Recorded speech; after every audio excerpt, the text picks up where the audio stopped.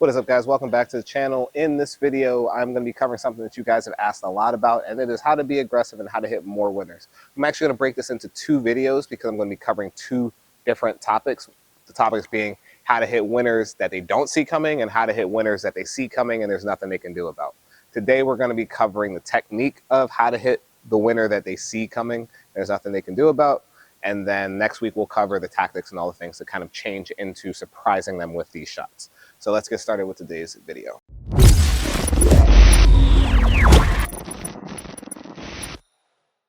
And before we get started, guys, if you're new to the channel, don't forget to like and subscribe. We have new projects that we have scheduled, but we have to get to certain numbers, the next number being 15K. So if you're new to the channel, help us get to that number. Now, getting back to being aggressive and attacking, when you want to hit a air quotes winner, the whole purpose of a winner is that it's a shot that they can't reach or can't touch. There's different ways to do it: drop shots, angles, or hitting through the court. I'm going to be covering the one of hitting through the court. When you're hitting through the court, you have to hit through the ball to hit through the court. Most people try to just swing faster, and there's a much easier way to increase the pace without necessarily being any stronger or increasing racket speed. When you are going for your bigger shots, all you're going to need to do is take your racket path, which may have been coming from a lot lower to high, and bring it to a more linear path. That's going to immediately increase the speed of the ball because all that racket speed now transfers into power. So I'm going to alternate between hitting a ball that's a little heavier and then a ball that I hit through. We get that ball right here, sir. So if I'm just dropping and swinging up and then taking my racket more horizontal, the sound of the shot automatically changes, even though I'm swinging at essentially the same speed. One more time. Now, if I flip it to the other side, look at the difference in the speed of the ball. I have the king of slapping winners on me feeding the balls today, so if I say anything wrong, he's allowed to correct me. Let's do that one more time. I'm just dropping and bringing it up, and then dropping and going through. But the main thing is when I'm going for spin, the racket falls more, and then I'm going for that power, the racket travels through. The main thing to make sure of is that when you go for more power, make sure you're comfortable with the level of acceleration you have. Most people create the unforced errors because they're going above the speed that they've gotten comfortable going for. So if you've been rallying and hitting at like a 50%, then you try and go for the winner and you flatten it out and you go up to like 90. There's a lot of things that you have to now coordinate timing wise. So only go up to the speed that you're most comfortable doing. But adding speed is literally as simple as not dropping your racket as far and taking it more horizontal.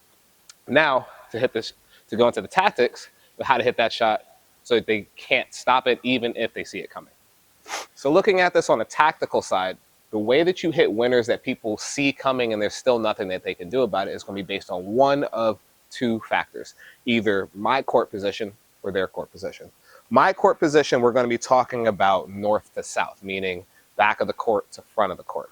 And their court position, we're going to be talking about east to west. So if I find myself in a position inside the court or near the baseline, if I've been hitting, again, at that rally tempo and then I just go and flatten the shot out, as long as I have the ability to take a little bit more time away with my court position, Nolan or anybody else would have trouble getting that ball. Even though they see it coming, there's not much they can do because the time taken away just makes their reaction time that much shorter. Here's an example of that.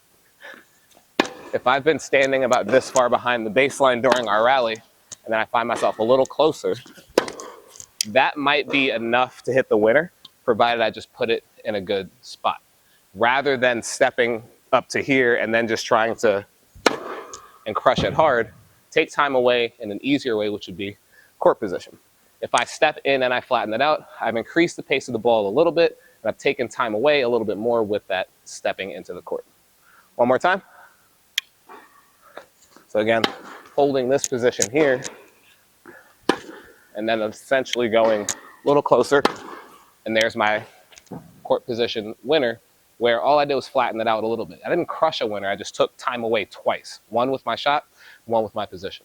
So looking at it on the east to west side, this one is going to take a lot more reaction and a lot more quick adjustments, because the difference between my court position and my opponent's court position is when I have an opportunity to step a little closer, I'm usually under less time pressure and I have the ability to kind of get into the best position to hit that next shot.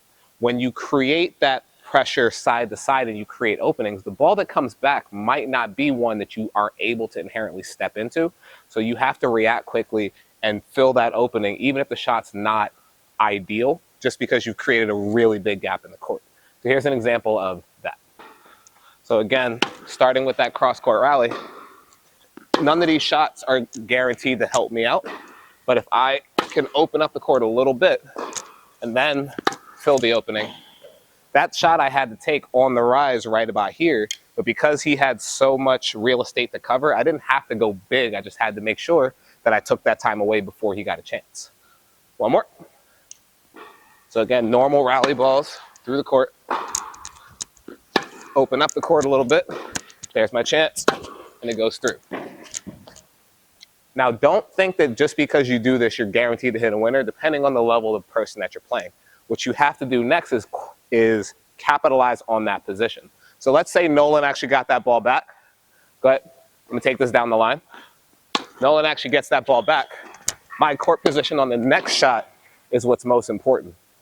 I have to make sure that I don't let him dig himself back out with a good defensive shot.